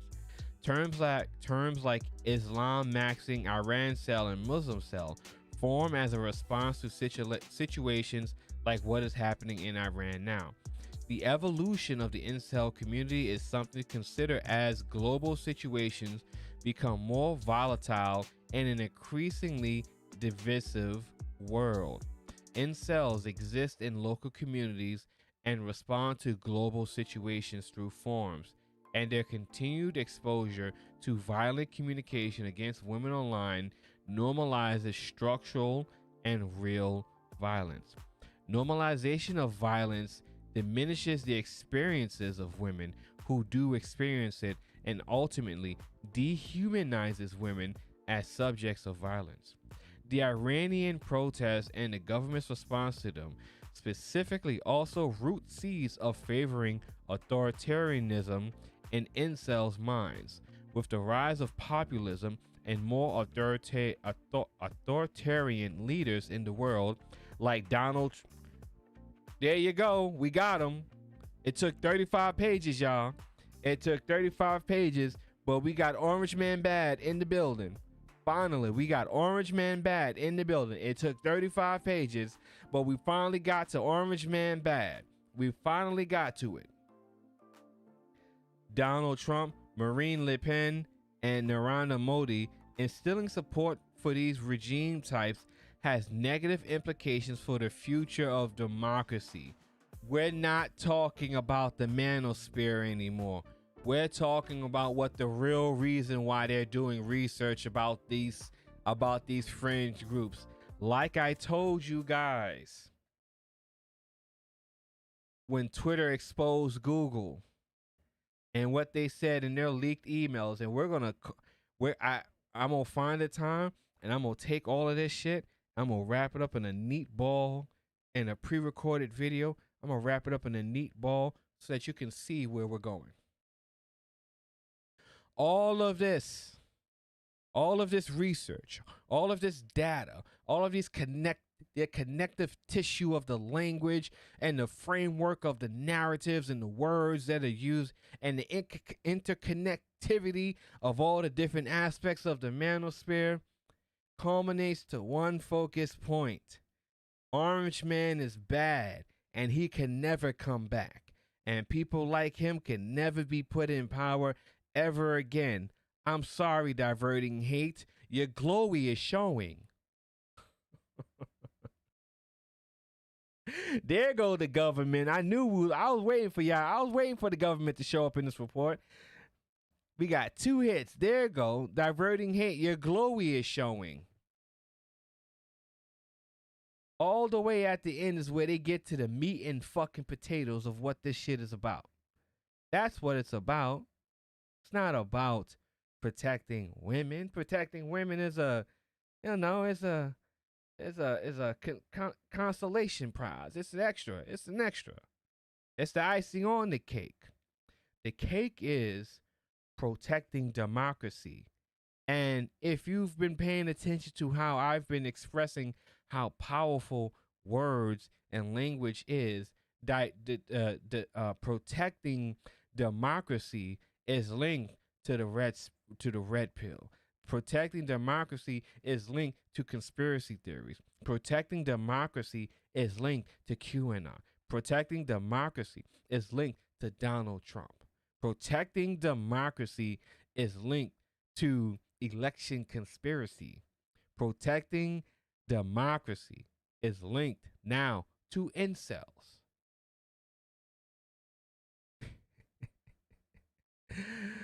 Boy, you niggas in trouble, boy. Oh my God. I wish y'all the best in 2024, man. I really do. I wish y'all the best. It's gonna be rough on the internet in 2024, man. It will be rough in 2024. While seemingly small populist incel rhetoric disseminates throughout information spheres online, and the normalization of misogyny or authoritarianism and violence holds real impact for all communities. Responses such as incels to Masha Amini indicate a real threat to a shift away from liberal democracies. Now again, why would there be a problem with shifting away from liberal democracies? Which could be incredibly detrimental to the rights of minority groups. Let me tell you something. They're Trump dictator for a day. They're using the word protection as a blanket to cover several groups to hide their own agenda. Randy, you smarter than a motherfucker, boy. I tell you what. Randy, how right you are, Randy. We're going to read that one again from Randy Woman. We're going to put this on the big screen. That's how important this one is. Yeah, I can't see it because the thing, which I can see it in the chat room. They're using the word protection as a blanket to cover several groups to hide their own agendas. It ain't about the women, right? It's not about protecting the women. It's about their agenda. And the liberal agenda is a very different agenda than protecting women. We not we gonna get out of that. I don't want to get into all that. This ain't I ain't a political commentary channel. We gonna sidestep that. But just so that you know, this paragraph right here outline all of that you need to know about this report. If you're paying attention. Looking ahead in 2023, we are in a pivotal moment for women's rights, safety, and freedoms, both domestically and globally. A strong and at times fatal backlash to feminist progress is a growing concern, and we feel our work is more important than ever.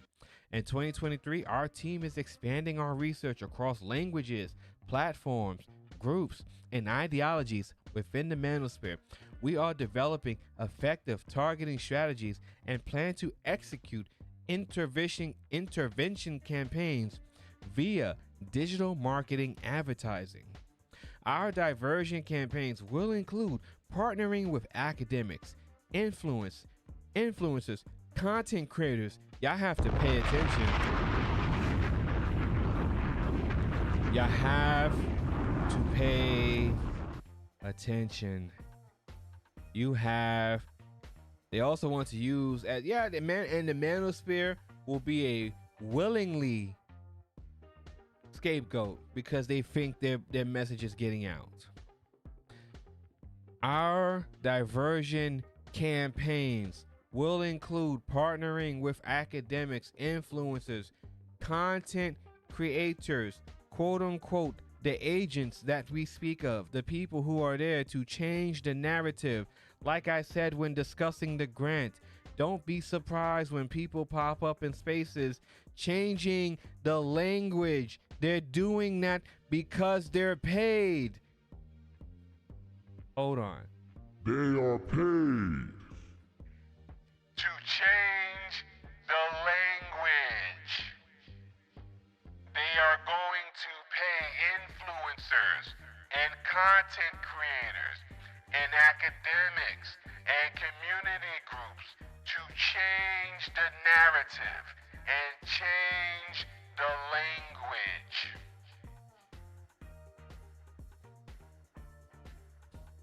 We're seeking these partnerships now, and if you or someone you know are interested in our methodology and working together to prevent and counter misogynistic extremism, please reach out to us today. And as of today, this website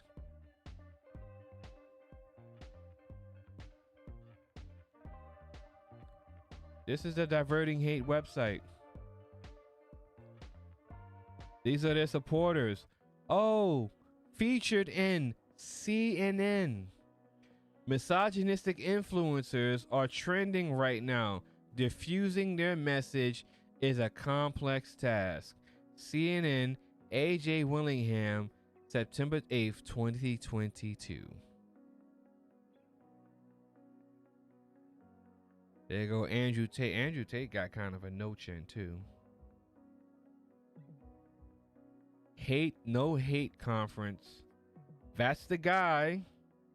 Hold on. Wait a minute. Brett Steele. That's the guy. That's the guy from Diverting Hate. Brett Steele. He's in the Diverting Hate presentation. That is the guy right there. Arrow. Steele works. Let's see. There we go. Here. Oh, we get into the meat and fucking potatoes, y'all. The jumble of groups and philosophies that center around ideas of toxic masculinity is commonly referred to as the Manosphere. Within the incels and voluntary celibates, men's rights activists, pickup artists, and content creators that spread these ideas to the masses. Brett Steele, Senior Director for Preventing Targeted Violence, the PVT Group at the McCain Institute, says men usually flock to the manosphere because they are unhappy in some way and searching for a sense of belonging, and younger audiences are drawn in by similar need. Youth are searching for that sense of belonging, that kind of grounding to explain what's happening to them. In the past years, more youth have had to turn to communities online. We've seen a degradation of impersonal social skills, and in middle school, that's when these social skills are first coming into play. Still works with several teams that are exploring ways to curb misogynistic content and prevent the violence and extremism that sometimes follows. One of her teams, out of one of his teams, they always trying to blame N-word used as scapegoats. Now they getting everybody. One of her teams out of Arizona State University created curricula and lesson plans for 4th and 5th graders that help build social resilience at a critical age. Diverting Hate, a project out of Middlebury Institute,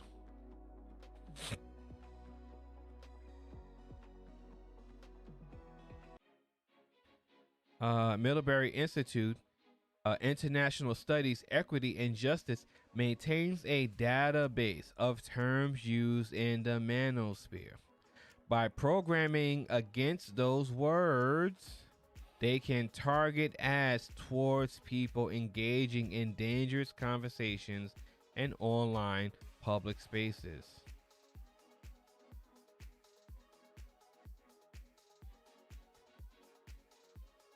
Wall Street Journal. Rescuing men from rage rabbit holes. Julie Jargon. Wow, that is a fucked up name to be a writer. That's a terrible name if you're a writer. Julie Jargon. September 23rd, 2023. We don't pay for Wall Street Journal, sorry. Monterey Herald. Middlebury students take home top prize in national competition. Monterey, a team of students in the Middlebury Institute of International Studies at Monterey surpassed collegiate peers from across the country, took home the top prize. The contest, a culmination of work that began in September, invited university teams to address hate, bias, and extremism throughout student-built campaigns. Middlebury was one of 3 finalists selected to present in Thursday's final round of virtual competition. Following 15-minute videos summarizing a semester's worth of work from each team, the video presentation that I showed you guys, judges awarded Middlebury students first place and $5,000 to continue their project long term. The runner-up was Howard University, with the University of South Carolina rounding out rankings at 3rd. Funded by the U.S. Department of Homeland Security, Invent to Prevent is run by the McCain Institute for International Leadership at Arizona State University and InVenture Partners, an organization that develops industry education partnership programs. At Middlebury, the focus landed on male supremacy and how misogyny can give way to extremism. All facilitated through the class-devoted competition, Middlebury team completed its own original research and ultimately came up with Diverting Hate, where at-risk populations are located online, intercepted, and diverted through the methodology, which was developed and tested on Twitter. Students sought to facilitate healthier outlooks and conversations.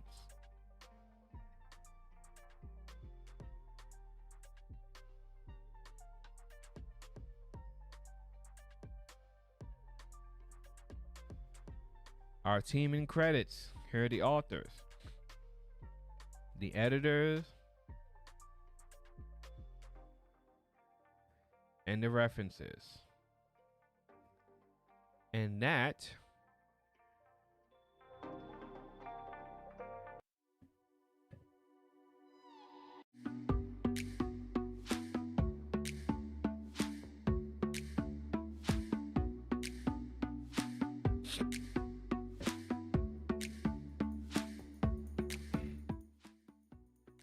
And that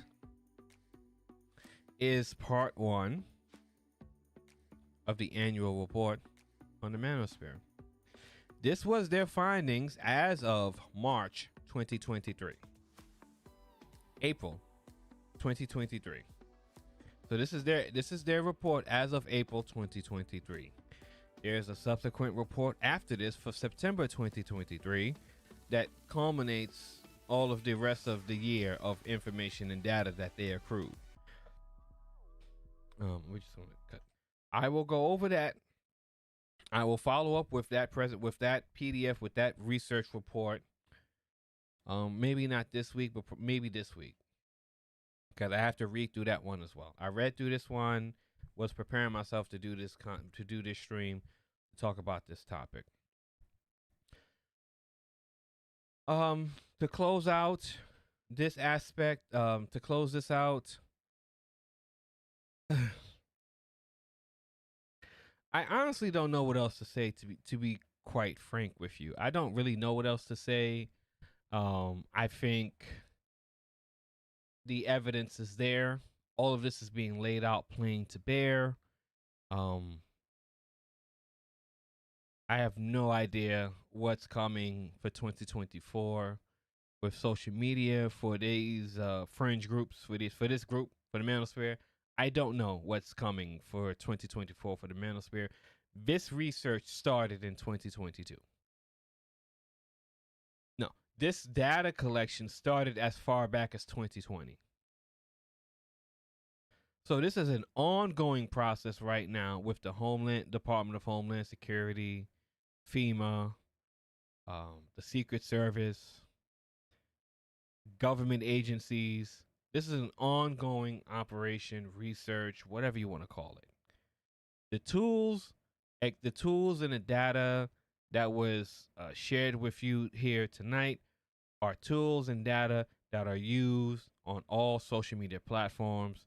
The Twitter files expose this. Project Veritas, Google exposed this as well. Nothing here that's been shared is conspiracy or hearsay. You can find this information for yourself, and the content and evidence of these tools being used and have been used, and these procedures are being put into effect, has already been shared with you as well. The most important thing I would like to say is that this is a war for controlling the language. It's a war to control the narrative. It's an effort, a combined effort, to build a framework to label the entire Manosphere and content creators and influencers within the Manosphere, and with the and label them having the capabilities to radicalize and create incels who will then become domestic extremists and will conduct acts of mass casualties in the Western countries, and labeling them a threat,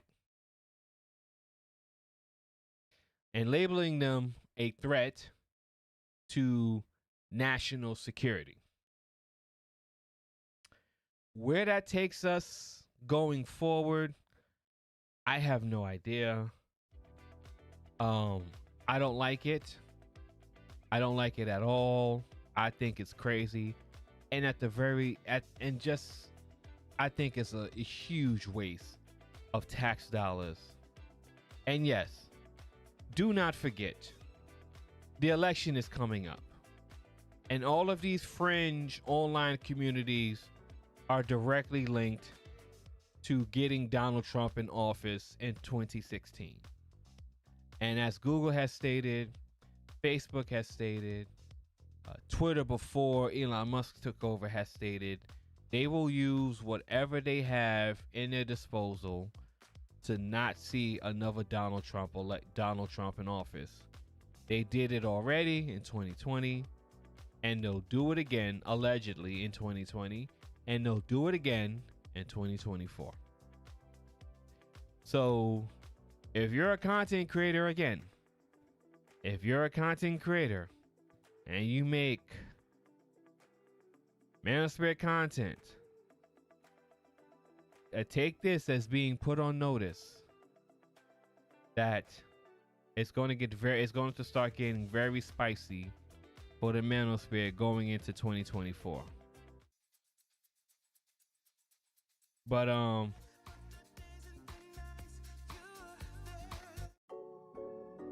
anyway, I hope you guys enjoyed it. If you like the content,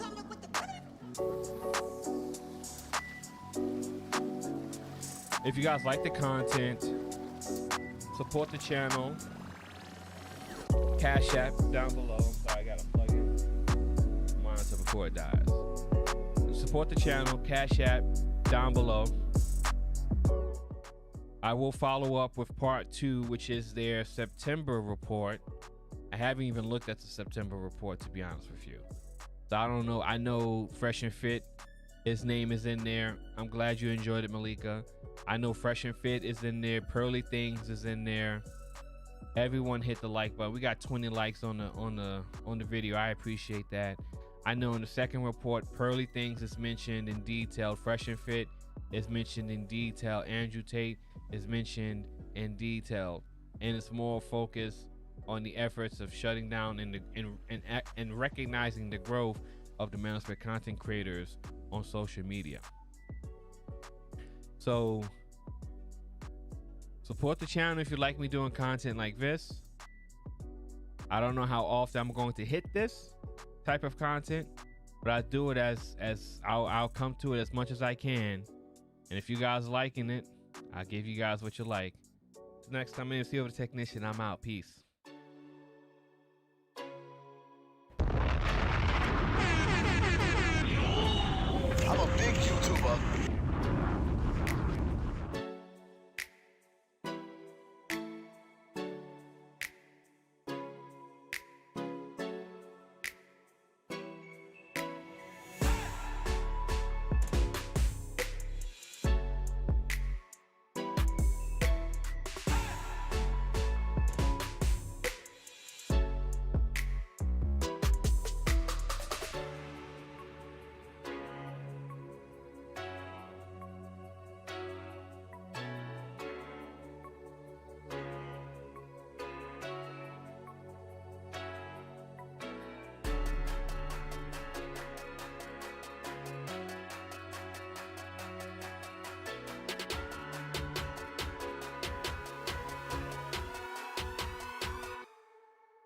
Come on, man.